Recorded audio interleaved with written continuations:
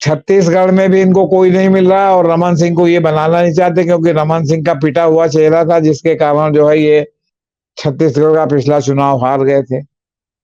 तो छत्तीसगढ़ में भी इनके पास जो है घमासान की स्थिति है कि बनाए तो किसके बनाए।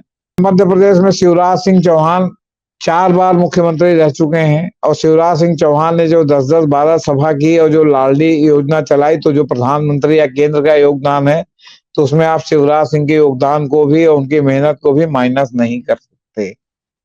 अब उनको बना, हालांकि उन्होंने जो है वो एक प्रकार से जो है कहा कि भाई मैं रेस में नहीं हूँ, आला कमान मुझे जो जिम्मेदारी देगा मैं करूंगा, मैं रेस में नहीं।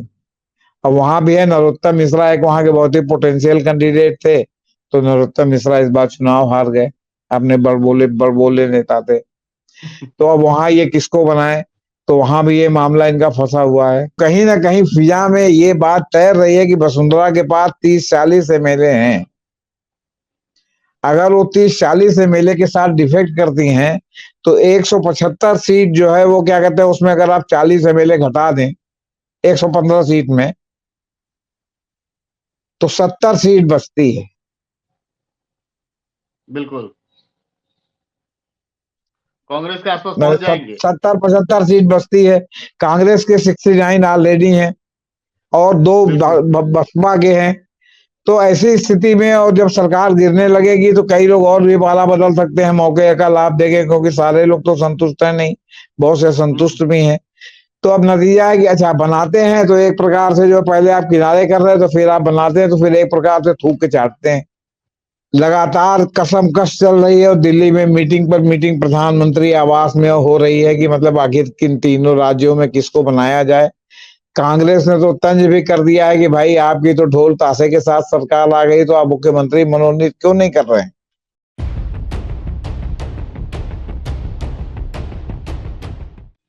3 दिसंबर को विधानसभा चुनाव के परिणाम आ गए हैं। आप सभी वाकिफ हैं, 3 राज्यों में बीजेपी ने शानदार जीत हासिल की है और अभी भी जो है सीएम पद को लेकर तीनों जगह पर जो है पेच फंसी हुई है, आपस में गुत्थम गुत्था है, खींचतान चल रही है। आखिर कौन होगा सीएम? क्या आरएसएस, बीजेपी, ये दोनों तय करने में इतने उलझे हुए क्यों महसूस हो रहे हैं? इन सब बातों पर तफसील से चर्चा करेंगे जेपी सिंह से। वरिष्ठ पत्रकार हैं, संपादक रह चुके हैं, सीनियर एडवोकेट भी हैं, हर मामले को अच्छे से समझते भी हैं। तो आइए सीधे चलते हैं जेपी सिंह से और जानते हैं आखिर बीजेपी के अंदर क्या चल रहा है। मैं हूं अमर और आप देख रहे हैं अम्बेडकर नामा। सर, आखिर क्या चल रहा है, क्यों खींचतान है? नमस्कार। देखिए, इस चुनाव के पहले जो सर्वेक्षण आ रहे थे वो साफ साफ कह रहे थे कि जो हिंदी पट्टी के 3 राज्य हैं, छत्तीसगढ़, मध्य प्रदेश और राजस्थान, यहाँ छत्तीसगढ़ और राजस्थान में कांग्रेस की सरकार रिपीट होने की संभावना है और मध्य प्रदेश में 50-50 लड़ाई है। वो भाजपा हार भी सकती है, भाजपा जीत भी सकती है। हालांकि कुछ रिपोर्ट ये भी आ रही थी कि नहीं, कांग्रेस वहां इस बार स्वीप करेगी।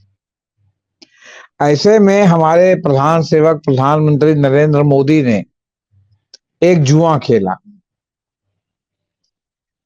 वो जुआ को आप 2 तरह से परिभाषित कर सकते हैं। एक तो ये कि जब उनको लगा कि हम ही अपना चेहरा सामने रख के चुनाव लड़ेंगे तो शायद हम चुनाव जीत जाएं, वरना तो चुनाव हारे ही हैं। नंबर 1 बात। और नंबर 2 बात, या केंद्र सरकार को लगा हो कि इनके प्रकार है उसी को किसी न किसी प्रकार इन तीनों राज्यों को जीतना है, राज्य सरकार के बूते में नहीं है, तो हम क्यों राज्य में किसी भाजपा के छत्रप को ये श्रेय दें कि उसकी वजह से हम चुनाव जीते हैं। बिल्कुल। छत्तीसगढ़ में शुरू से ही भाजपा ने कोई चेहरा नहीं रखा। जो पुराने चीफ मिनिस्टर थे रमन सिंह, जो हार गए थे, उनको भी चेहरा सामने नहीं रखा। लेकिन मध्य प्रदेश में शिवराज सिंह चौहान ने कड़ी मेहनत की।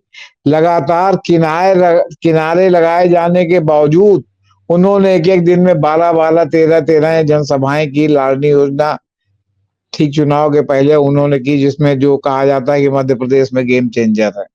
आपके राजस्थान में भी यही कमोबेश स्थिति दोहराई।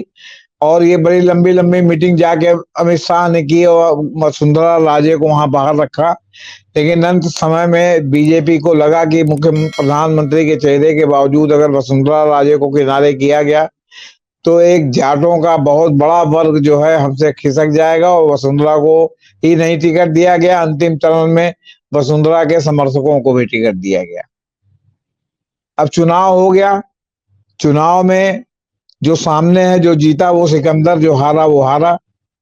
वो दूसरी बात है कि अब आप कहेंगे साहब ईवीएम से हो गया, ये हो गया, वो हो गया, ये तो सब एक अलग बात है। बहरहाल चुनाव हो गया और तीनों राज्यों में भाजपा की सरकार आ गई।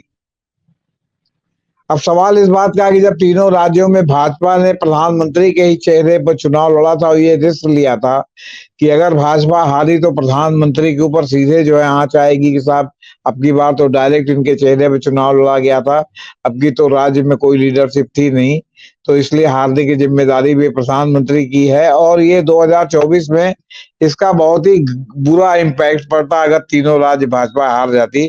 तो भाजपा को किसी न किसी भी प्रकार तीनों राज्य जीत करके 24 की आशा अपने बनाए रखने की जो है वो क्या कहते हैं वो चुनौती थी।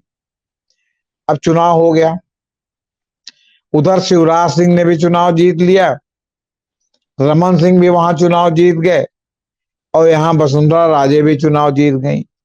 अब लगातार कसमकस चल रही है और दिल्ली में मीटिंग पर मीटिंग प्रधानमंत्री आवास में हो रही है कि मतलब आखिर किन तीनों राज्यों में किसको बनाया जाए।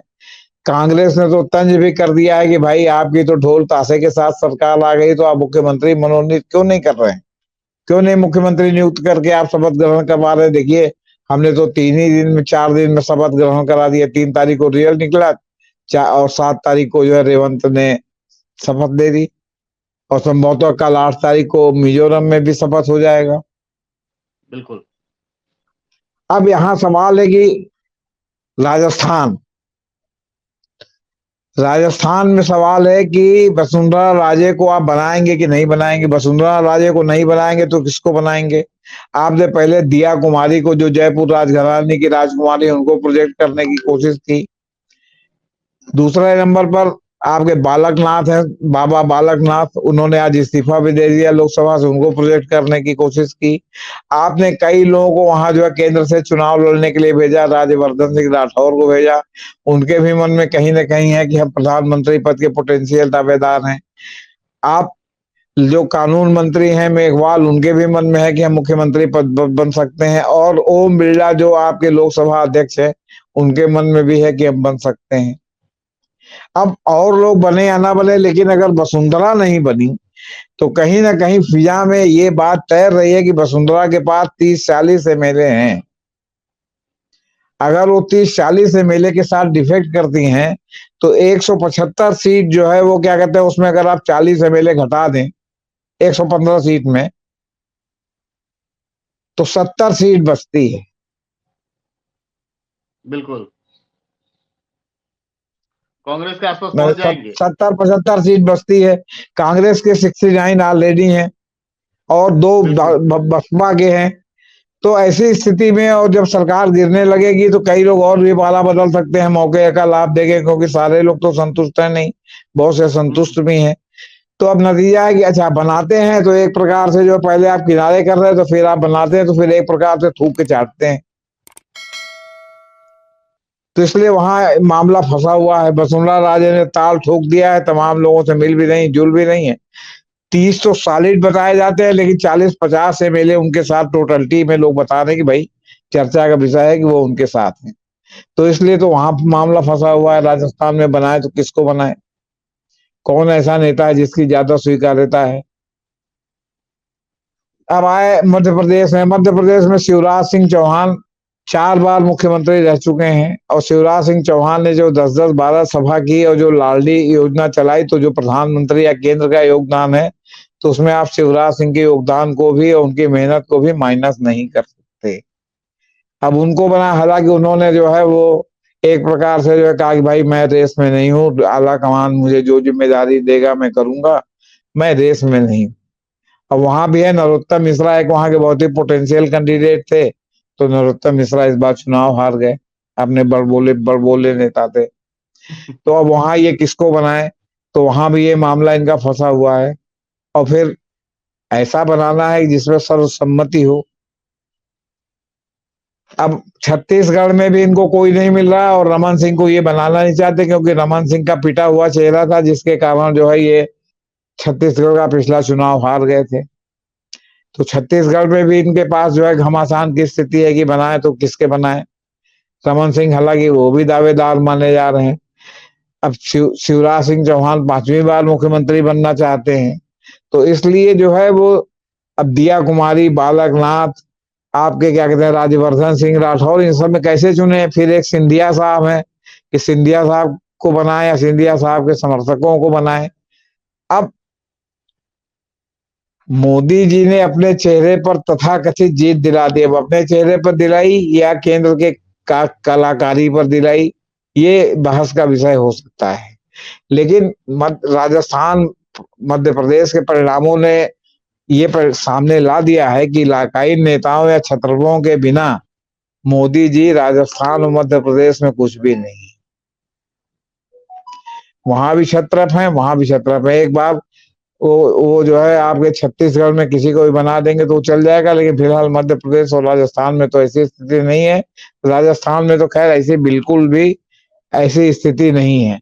अब अमित शाह और मोदी जी की जोड़ी लगातार ये देख रही है कि 24 ऐसा बनाए कि जो 24 में, जिसकी वजह से ये ना हो कि इनकी वजह से जो है 24 के चुनाव में पार्टी के विरोधी गतिविधियों के कारण पार्टी का जो है वो चुनावी संभावना धूमिल हो जाए। तो ये स्थिति है जी। सीएम ही तय करेंगे 24 में कौन कितना भीतरघात करेगा। बीजेपी को जी इस बात का भी डर है। जी। क्या आरएसएस इसमें इसमें आरएसएस का क्या रोल है सर? अब आरएसएस का रोल है कि आरएसएस तो चाहती है कि शिवराज सिंह चौहान बन जाए।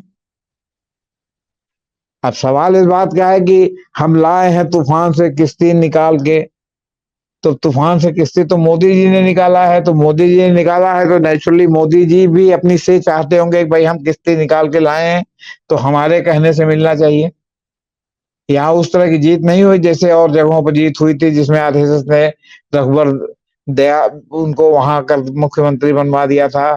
आपके उत्तर झारखंड का। प्रदेश में योगी आदित्यनाथ को बनवा दिया था।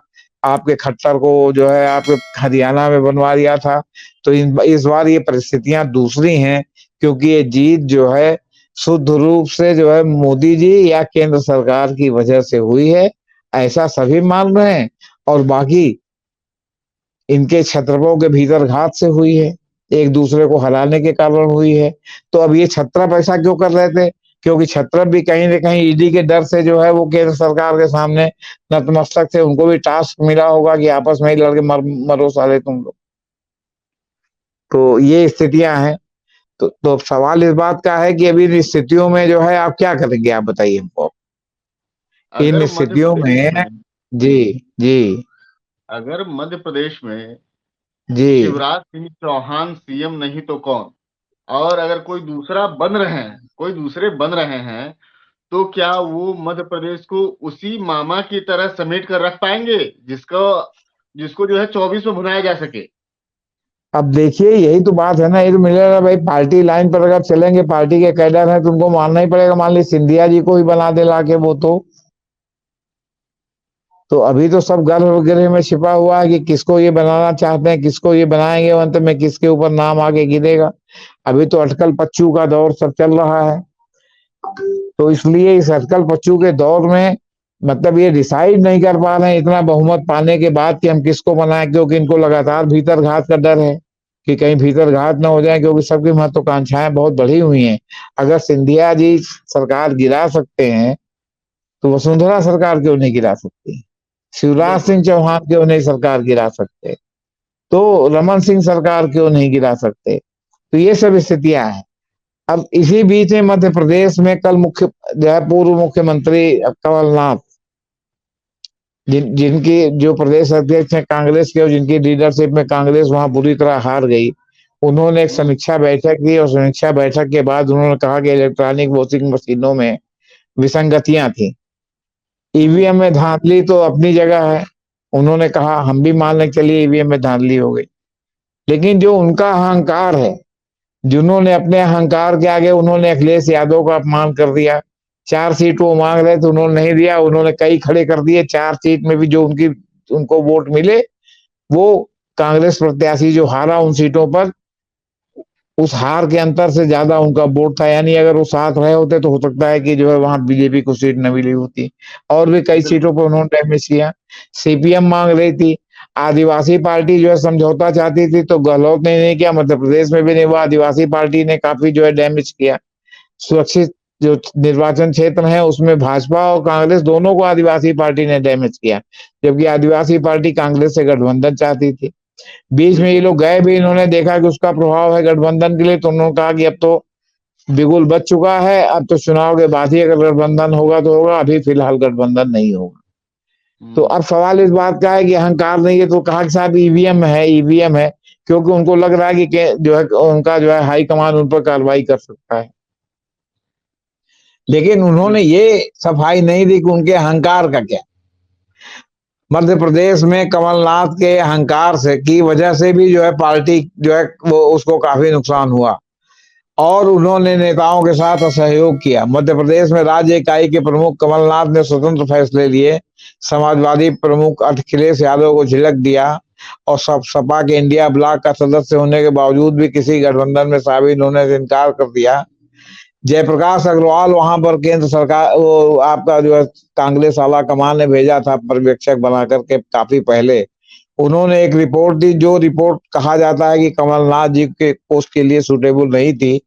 तो उन्होंने जो है कांग्रेस हाई कमान के किसी हाई कमानी नेता को पकड़ करके और उन्हीं को हटवा दिया, और उनकी जगह रणजीत सिंह सुरजेवाला को जो है ले आए, जो उनकी हाँ में हाँ मिलाते थे। और ऐसा कमलनाथ ने ये सफाई नहीं दी कि जो है ये अग्रवाल को क्यों हटाया गया और सुरजेवाला को क्यों लाया गया, किसके किसने जो है किससे पैरवी की गई, किसने किसके दबाव में ये बदला गया, आपसे बता रहे हैं। अब आप समझ लिए कमलनाथ का अहंकार कितना था। डीएमके नेता और तमिलनाडु के मंत्री उदयनिधि स्टालिन ने सनातन दल पर जो टिप्पणी कर दी थी विवादास्पद, तो भोपाल में इंडिया ब्लॉक की जो रैली थी प्रस्तावित, उसको जो है कमलनाथ ने रद्द कर दिया। एक असफल टिकट चाहने वाले समर्थक के लिए नाथ ने टिप्पणी की कि जब टिकट नहीं मिलने पर वो जो है वो रोने गिर गिराने लगा, तो उन्होंने कहा जाओ दिग्विजय के कपड़े फाड़ो। तो कहने का मतलब है कि तुम्हारा टिकट, मतलब इनडायरेक्टली उनका कहना था, हालांकि ही करके उन्होंने कहा, इनडायरेक्टली उनका कहना था दिग्विजय ने तुम्हारा टिकट कटवा दिया। तो वही सब नूरा कुश्ती में जो है मध्य प्रदेश में आपने आखिर जिनको अपना कैंडिडेट खड़ा किया वो हार गए, तो ये आपकी व्यक्तिगत पराजय हुई ना। बिल्कुल। आपने फ्री हैंड दिया था वहां पर, आपकी व्यक्तिगत पराजय हुई। इसी तरह भूपेश पटेल ने भी 5 साल तक लड़ते रहे, वो जो है क्या कहते हैं वो सिंहदेव आपस में कि हम मुख्यमंत्री, कि तुम मुख्यमंत्री, बाद में सिंहदेव को बहुत बाद में डिप्टी चीफ मिनिस्टर बनाया। जबकि शुरू में कहा गया था कि 2.5 साल ये लोग रहेंगे, 2.5 साल भूपेश बघेल रहेंगे, 2.5 साल जो है सिंहदेव रहेंगे। अब जो है वो वहां जो है बुरी तरह पराजय हो गई दोनों की लड़ाई में। अंत समय में आपने दोस्ती दिखाने की कोशिश की, लेकिन वो जो है जो आम वो जो मतदाता वर्ग है उनमें वो बात जो है वो हजम नहीं हुई कि भाई ये दिखावटी टाइप का इन लोगों की दोस्ती है। इन लोगों की दोस्ती तो है, सब 5 साल तो लड़ते रहे हैं। राजस्थान में भी इसी तरह सचिन पायलट और ये आपस में लड़ते रहे हैं, तो वहां पर भी जो है यही स्थिति है। तो वो अच्छा, फिर हर जगह यहाँ इनका ये था कि जो है सिंहदेव का ग्रुप हार जाए, सिंहदेव के ग्रुप का था कि पटेल का ग्रुप हार जाए ताकि हमारे ज्यादा एमएलए रहे। वहां था गहलोत का कि पायलट के लोग ज्यादा हार जाए, पायलट के लोगों का था कि गहलोत के लोग ज्यादा हार जाए, ताकि फिर जब मर्दमशुमारी हो, माने राय ली जाएगी कौन मुख्यमंत्री बने, तो उसमें हमारे लोग ज्यादा हो या कम से कम बिल्कुल। बराबरी पर फैसला छूटे। तो ये एक दूसरे को हरा भी रहे थे। फिर जो है ईवीएम में जो तमाम गड़बड़ियां हुई, कमलनाथ ने तमाम उदाहरण दिए हैं कि जो प्रत्याशी है उसके गांव में ही उसको 50 वोट नहीं मिला। फिर ईवीएम 90% जो ईवीएम मशीनें थी, 100 मशीनों का उन्होंने बताया कि 100 मशीनों पर जो है वो बीजेपी को ज्यादा वोट मिले हैं।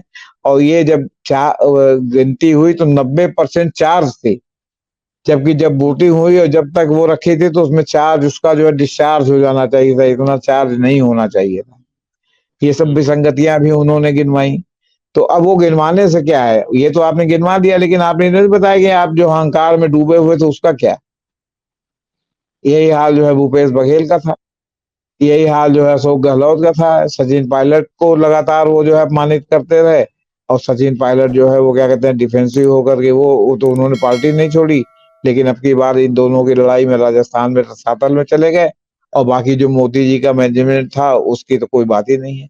इन लोगों ने जो मोदी जी ने जो जो मुद्दे उठाए उनसे ज्यादा आकर्षक इनकी गारंटी होते होने के बावजूद ये जो है जनता तक ये नहीं संप्रेषित कर पाए कि हम उनसे ज्यादा गारंटी है, हमारी ज्यादा कारगर गारंटी है।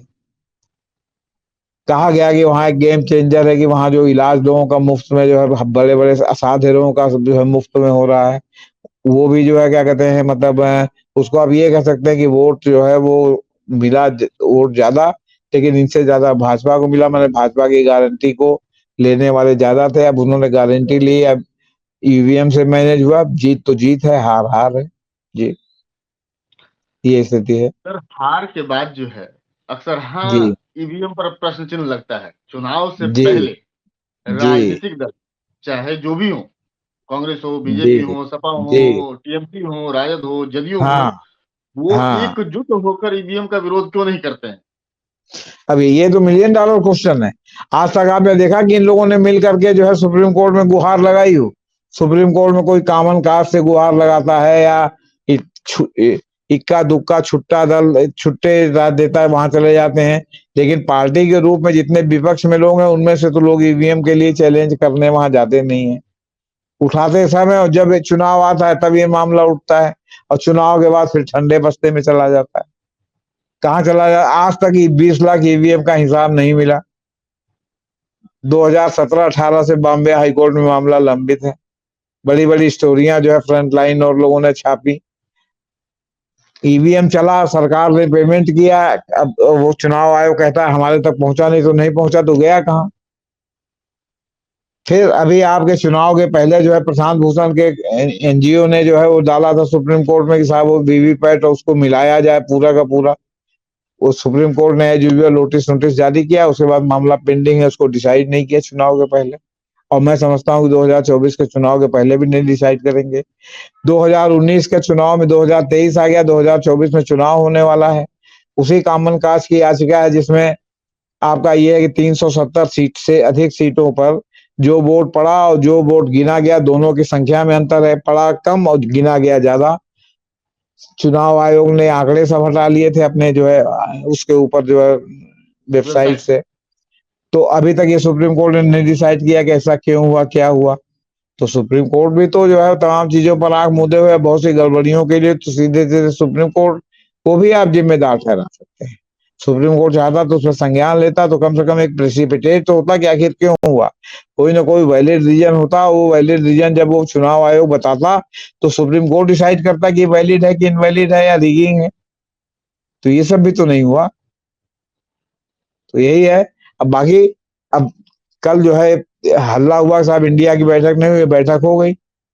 अब बैठक हो गई, अब ये लोग चुनाव का किस तरह विश्लेषण करते हैं, किस तरह ये देखते हैं कि जो है चुनाव में किस तरह वोटों का पैटर्न रहा, क्या रहा, उसके आधार पर अपनी रणनीतियां बनाते हैं।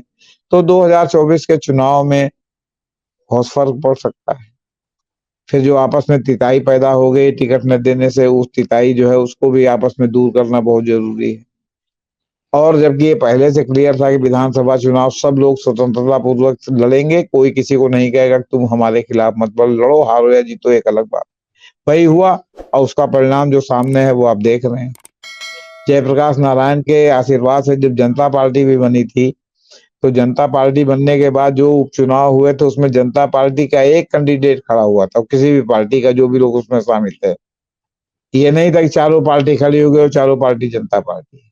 तो ये जो इस तरह का जो लूज एंड था, क्योंकि पांचों राज्यों के चुनाव के कुछ ही पहले ये इंडिया गठबंधन बना था, इसलिए ये बात जो है वो अशेष रह गई कि मतलब ये भी तय कर लिया जाए कि उसमें भी लोग एकोमोडेट किया जाए। और सब लोग, विपक्ष चाहता है कि टिकट में सबको एकोमोडेट किया जाए, और ये कोई ना कहे कि हम बड़े भाई हैं तुम छोटे भाई हो, सबको बराबर की भावना से देखा जाए। तो अभी देखने की बात होगी क्या होता है क्या नहीं होता है। जी बहुत बहुत शुक्रिया सर। अब जान रहे थे कि आखिरकार बीजेपी में क्यों घमासान मचा हुआ है, और कांग्रेस अपने अंदर की भीतर गाहत से भी लड़ने की जरूरत है। 2024 की राह आसान नहीं है। न बीजेपी के लिए न कांग्रेस के लिए। कांग्रेस यानी इंडिया गठबंधन की टीम को जो है एक अगले फेज में जो है सीट शेयरिंग को लेकर एक घमासान होने की संभावना है। अगर वो उसे शांति से निपटा लिया गया, भाईचारे से निपटा लिया गया, दोस्ताना रवैये से निपटाया गया, तो 2024 पार पाया जा सकता है। अगर इनके अंदर भीतर घात होते रहा, एक दूसरे की खींचतान चलती रही, तो बीजेपी को हराना 2024 में भी मुश्किल होगा। बहुत बहुत शुक्रिया। आप देख रहे हैं अम्बेडकर नामा। हमारे चैनल को लाइक कीजिए, शेयर कीजिए, सब्सक्राइब कीजिए। Thank you sir. नमस्कार।